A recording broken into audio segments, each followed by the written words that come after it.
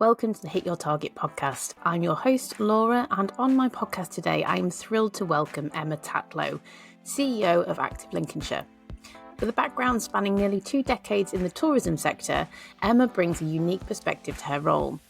She blends strategic vision with a deep understanding of place, people, and purpose. Emma is a self-confessed triathlon enthusiast and travel lover, and her energy is contagious.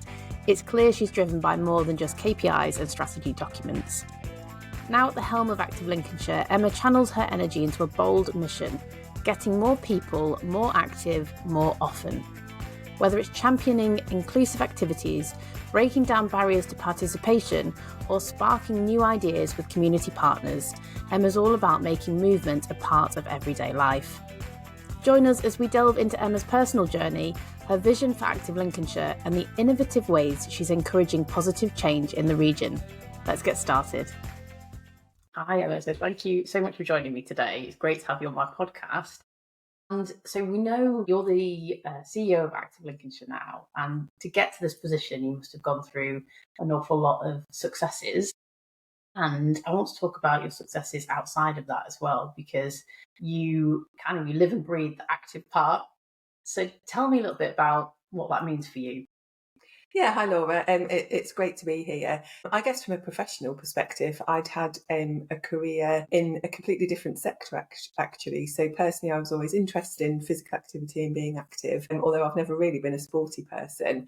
And I'd worked in tourism and the visitor economy, and then the opportunity came up to work with Active Lincolnshire about 5 years ago, and it just felt like it really aligned with my values, and I was really interested in the vision and the commitment of the organisation to enable more people to be more active more often.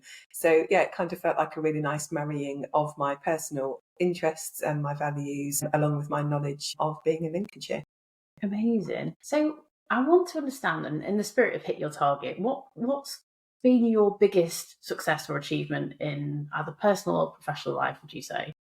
Well, when we were thinking about this, and I thought that I would talk about it from a personal perspective in terms of a physical challenge, but at the same time, it's been really interesting to think how that completely aligns actually with the kind of progress and process that I go through pretty much on a day-to-day basis in work to help Active Lincolnshire grow and improve and create greater impact. So the personal achievement I've been reflecting on is actually last year I did 2 events quite close together. One of those was called the Long Course Weekend, which was a full distance triathlon over 3 days in Yorkshire. And then a few weeks later, I did my first ever ultramarathon. So I had quite an intense period of training and took on 2 pretty significant physical challenges, really close to each other. But yeah, the process that I went through, like I say, are very reflective of actually what kind of happens on a day-to-day basis in my professional life as well. Yeah, and I know we've obviously talked a little bit about this around, the mindset involved in that, because what's interesting there, as you say, from a physical perspective, but also, I guess, from a mental perspective. It's hugely a mind game. I think all of us know whether you do long distance kind of events or just being active actually takes a motivation. You really need to kind of switch your mind on to being engaged in the activity. And also, if you're going to set yourself a goal like that, you really have to get your mind in line with where you need to be. I think there's a lot of mind. You need to really use your mind to help you achieve those goals and those outcomes. But at the same point, I personally find it very mindful. So to be out for hours on my bike or running or training actually really helps my mind, both personally and professionally. But you're absolutely right. It's so much more than just the physical aspect of any challenge or being active at all. I think our mind plays a huge part in how we progress and how we continue to motivate ourselves and how we kind of remain focused, I think, on the vision. And it's really helpful, isn't it, if we set ourselves a vision. So for my organisation, when I joined Active Lincolnshire 5 years ago, I had a really clear vision of what the organisation could look like and what as a charity I felt that we could achieve within the remit that we are given from Sport England and with what Lincolnshire needs locally. And likewise on the personal side, I kind of always had this vision somehow of myself running up hills, kind of in the middle of nowhere. It just always really appealed to me, and I really wanted to try and have that kind of experience. So yes, fell running kind of, running up hills has just always really appealed to me. And my vision there was to be able to take part in an outdoor event where I was putting myself under quite a physical challenge in an environment that I love being in. Yeah. On that then, so when you said that you had this vision of being able to run up these hills and do that, where did that come from? Is that something that was just from an early age you've had that? Or? No, I wouldn't say it was from an early age, actually. Like I said, kind of in the introduction, I don't feel like I've ever been a sporty person. I've tried running on and off all of my life, and I've done a couple of half marathons and things like that. But I'd actually not done really any trail running until probably a few years ago, maybe 5 or 6 years ago. But I've always loved the outdoors. I like the countryside. I like being in nature. I like being in really quiet spaces. So actually, for me, from a running perspective, something like the Great North Run, I actually found a really tricky experience. And I didn't enjoy it at all because of the crowds, and it was a big city, and, it was extremely busy. So I think seeing people who inspire you, do you remember last year when Jasmine Paris won the Barclay Marathon, and Lucy Gossage has recently won the Pennine Way event? So I've seen some women, do some really amazing things, and I think that always inspires you. And I would have often walked in places like the Peak District or the Lincolnshire Wolds, and I'd kind of have half an eye on those people that were running and think, oh, I'd love to try that. And so it just came from, a want to try something different, a want to challenge myself and have different experiences. And actually, I soon found that by starting to run a bit off-road in my local area and where I lived, that then I was able to progress into going to the Lincolnshire Wolds, into going to the Peak District. And I guess, like everything, it's about progress, isn't it? It's about making those small progressions. All of the time, you might drop back, you might fall back sometimes, but actually, if you continue to work on that bigger picture and that goal and kind of keep chipping away, so trying new routes, trying new things, going a little bit further, adding a bit of extra distance, going out where maybe it's a bit colder than you otherwise would have usually done, you can see over a period of time that you really do start to see progress. Yeah, I think that's, one of the key things there for me, because if I think about my own running experience, I for years said I am not a runner, and it was pretty much my identity. I am not a runner. So it was very hard to break that, because I've just found it straight away. As soon as I started running, I was like, this is hard. I don't like it. And I remember listening to a Stephen Bartlett podcast, actually, when he was talking around how he was starting to run 10K. And I think he said he was in the gym once and he didn't have his tracker. So he didn't know how far he'd actually run, but he kind of knew rough distance and time. And he'd done like twice as much as he thought, because he wasn't actually tracking it. He was just getting outside of his head, so to speak. So I think it's about, as you said, identifying the environments that you like to be in. So going, actually, well, I might not like to run the Great North Run because actually that doesn't fit with my values. But being outside in the countryside, being able to embrace the nice weather, and see the surroundings, it's part of that. So you got to that point there. So you said, right, okay, I want to run the ultra, I want to do this marathon. What kind of stood in your way? Were the things that you thought, I didn't realise I needed that, or things that we don't always know what we don't know? I think, given that I was doing a triathlon and an ultra marathon, and so my training actually was quite tricky. So there was something there around time management and also just being realistic. And, sometimes these training plans can seem quite intense and overwhelming if you haven't got that background that I certainly don't have, of training for hours and hours and hours every week. So I guess there was the barriers could have been perception, actually, and kind of spending too much time listening and looking at what other people were doing. And actually, I just realised that I had to take this back to me. I had to tailor it to my environment, to my work commitments, to my personal commitments and lifestyle, and understand how I could fit the training in around that. So there was something about the time and the commitment that I wanted to make. You do have to sometimes make sacrifices. So particularly for the long course weekend, I wouldn't have been able to do that and still, socialise every weekend, or, always done some of the things that I otherwise might have chosen to do. So you have to decide, are you prepared to make sacrifices? And I knew that was only for a short time frame for me. And I've got lots of friends through being active and through taking part in these events. So actually, quite often the training becomes a social event as well. So, I didn't really see that I was losing out on anything. I probably just kind of changed how I spent my leisure time. And then I think they're not necessarily barriers, but you have to just be prepared in a very rounded way. So you've got to think about your kit and the equipment that you need, and is it fit for purpose, and is it suitable, and are you cleaning it, and are you looking after it, and all of those kind of things.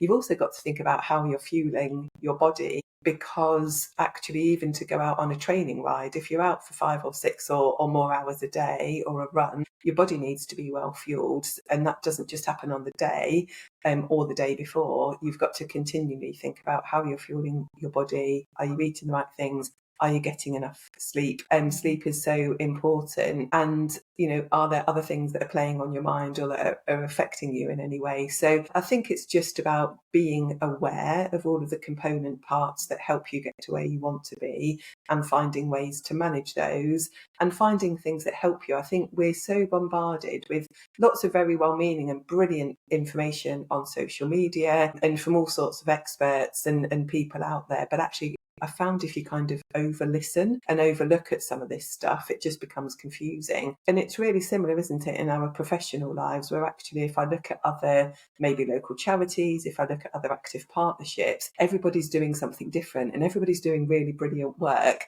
And it can become sometimes too easy to think, oh, we could do that, we could do that, we could do that. And then before you know it, you're spreading yourself too thinly and you're not being true to achieving that vision that you've set out. So I just think just being comfortable with being true to the vision that you've set out, how you want to achieve that, and what matters to you. And that's what's important. So you've just got to kind of hold on to that belief. And I always remember a coach saying to me, actually, just trust in the process. And I think that's so true. Just be really clear about what the process is, and you will absolutely get there, so long as you make that commitment to being consistent. I think consistency is really key. Again, both from a training perspective and also from a professional perspective.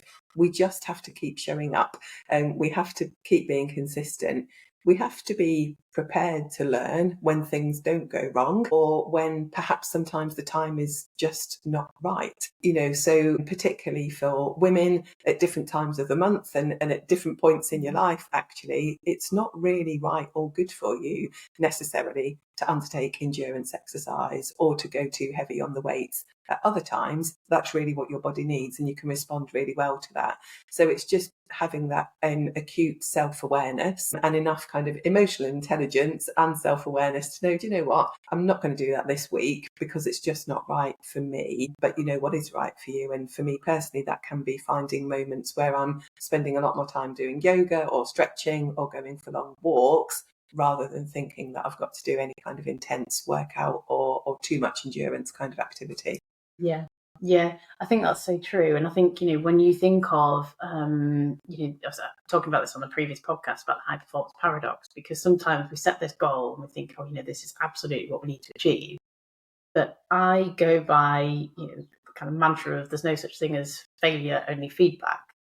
So if we're in examples, like you said, where sleep is such a massive part of high performance and how we function, if I know that I haven't had enough sleep, for example, or you've got other things going on, then my performance in the gym or doing an ultramarathon isn't going to be quite what I want it to be. So it's having those self-reflection time to say, actually, yeah, okay, I'll go a bit easier on myself today. We'll pick it up again tomorrow. Do you find that that's something that you've had to learn to do? Yeah, absolutely. Because I think when you start out in anything, you want to always make the right decision. You want to probably not fail at all. And actually through work and my role at Active Lincolnshire and through training for these kind of events, I've absolutely realised one of the mantras that actually a running club I go to locally uses is progress, not perfection. And I just think that's so important, isn't it? So you just kind of have to hold yourself back and think, actually, we might not be what's perceived to be perfect all of the time, but we will continue to make progress. And a big thing for me is about learning. So it might not go particularly well. Somebody said to me once, just think about making a good decision and not always the right decision. Yeah. And I think if I'm focusing on making the right decision, I can take too long, I can procrastinate, I can almost do nothing because I'm just worried about making the right decision. Well, actually, just make a good decision. Yeah. And a good decision might be that I'm going to cut my run, or I'm going to increase my run, or I'm going to do something at work, and it might not work, but I'm doing it, the best I can for absolutely the right reasons.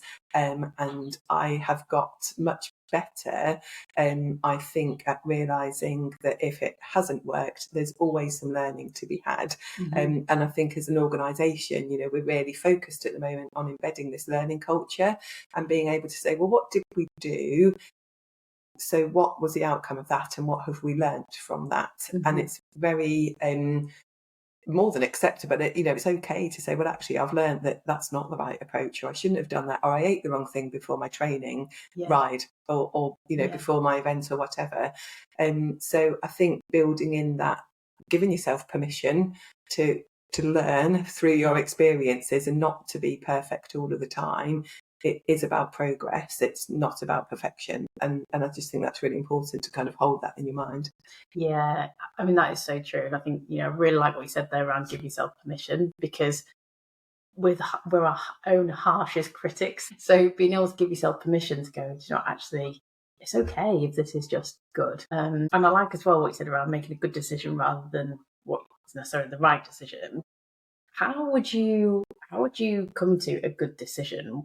What do you listen to? Is it your own internal?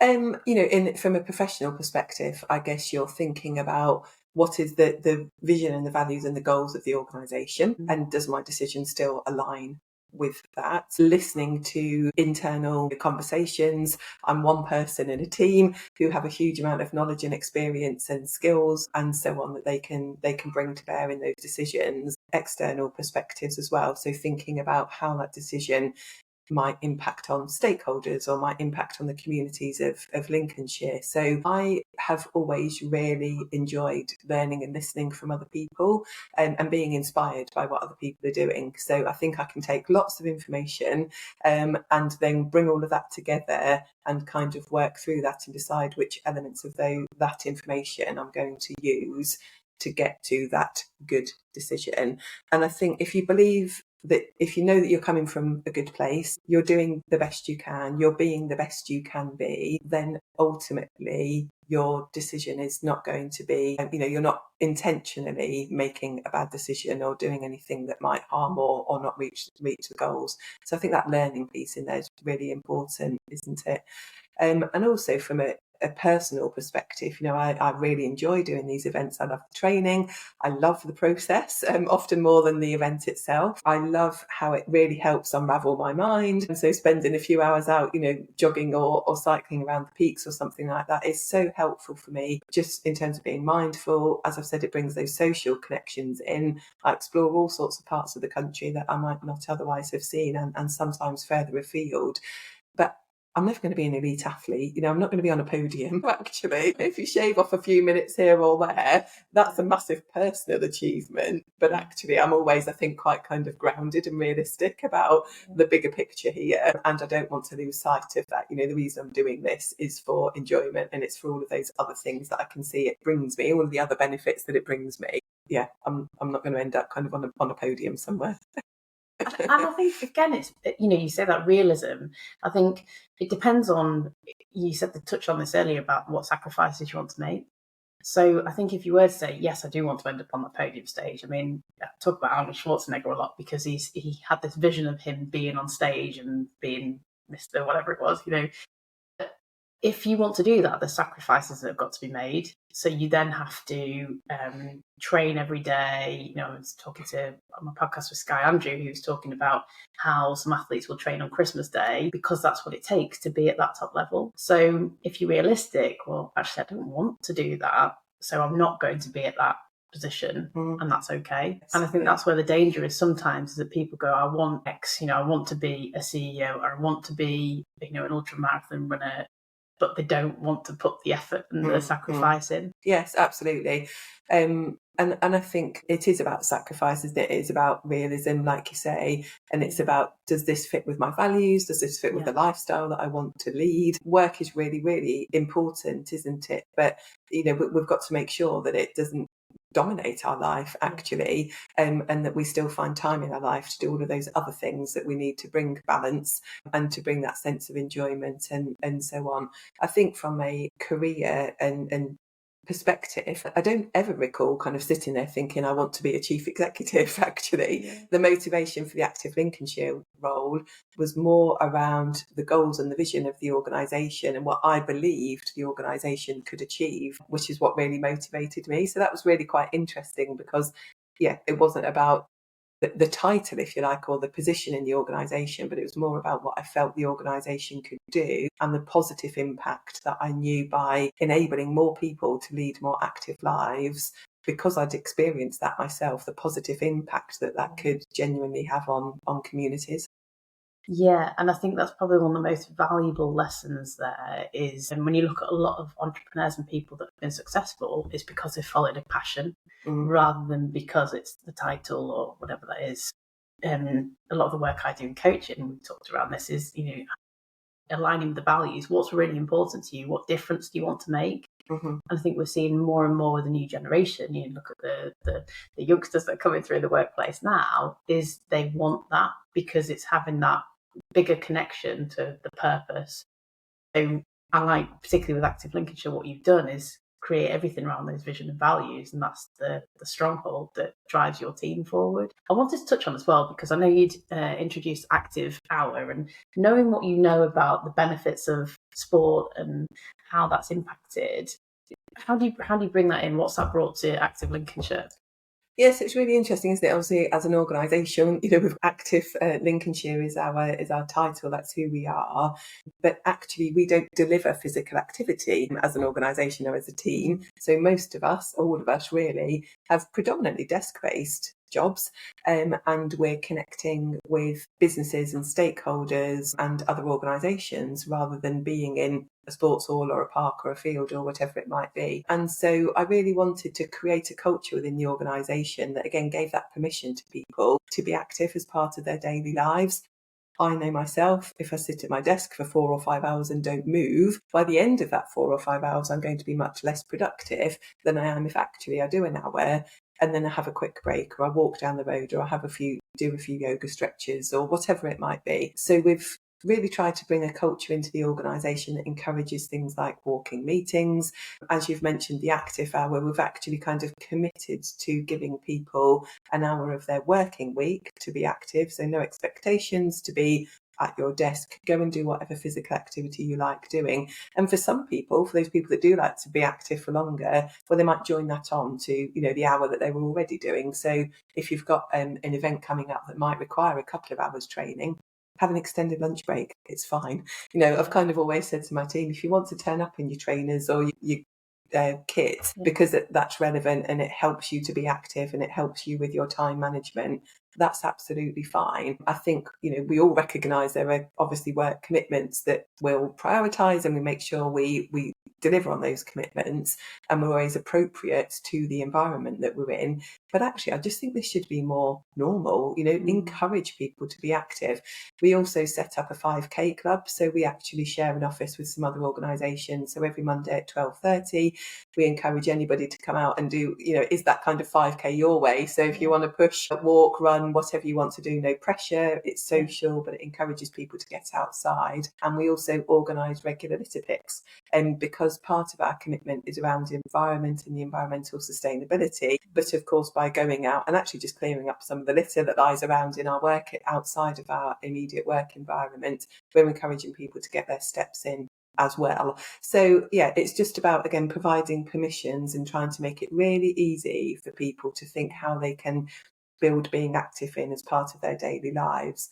And on a monthly basis, we all commit to just jotting down on a shared spreadsheet how many minutes we've been active that month.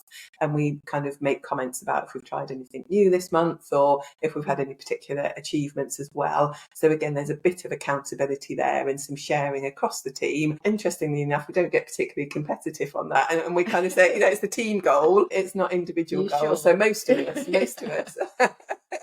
are just happy to log our minutes and share that as a team so that we can see actually how active we're being. Yeah, that's nice.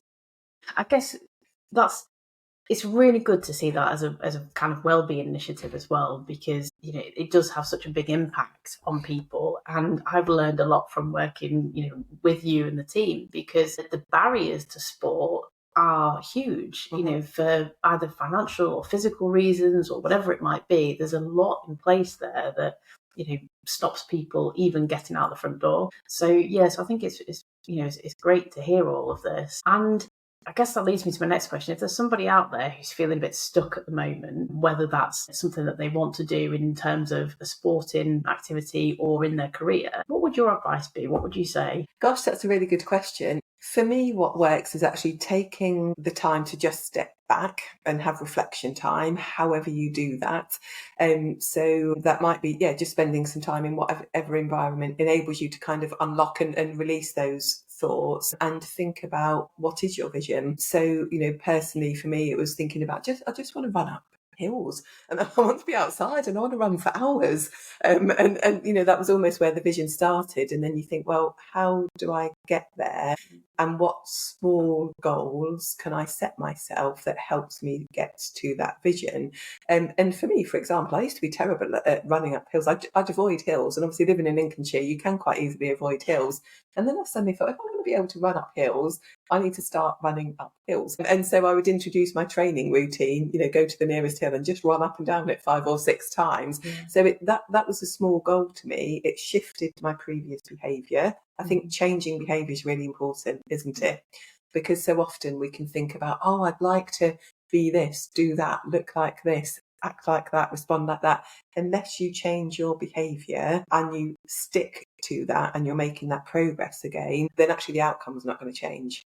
So if I want to run up hills, I need to start training by running up and down hills. And so if I want to create a learning culture within Active Lincolnshire, I have to keep talking about learning and embedding ways of learning and share ways of learning and do that leadership piece in terms of sharing my learning as well. So I think it's about, for me, it would be about setting that vision, making sure that vision aligns with your values, because actually if it doesn't and it's something that you feel a bit uncomfortable with, or if it's an environment that you can never see yourself being in, then you might just want to rethink your vision. And then having those small goals in place along the way so that you can start to see progression, because we all like to think that we've progressed, that we've made a change, that we can see an outcome. That's rewarding, isn't it? And it's motivating. And I think just being true to yourself, being really honest, having that kind of self-awareness piece and believe in yourself, be proud of the achievements that you are making. You talked about people facing barriers to being active, and so many people do face so many barriers.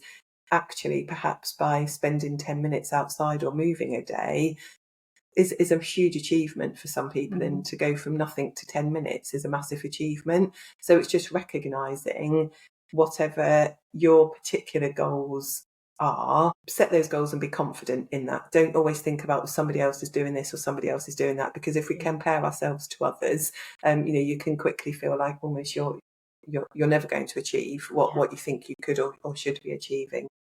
I think be realistic, have a vision that's meaningful to you, set your goals in terms of how you're going to get to that vision, and just make sure it's true to your values and that it's something you enjoy. Life is short. We're here to enjoy ourselves. We're here to be the best we can be and to enjoy what we've got while we can enjoy it. So whatever it means to you, I would suggest that it's just got to be something that people enjoy. Yeah. And have fun.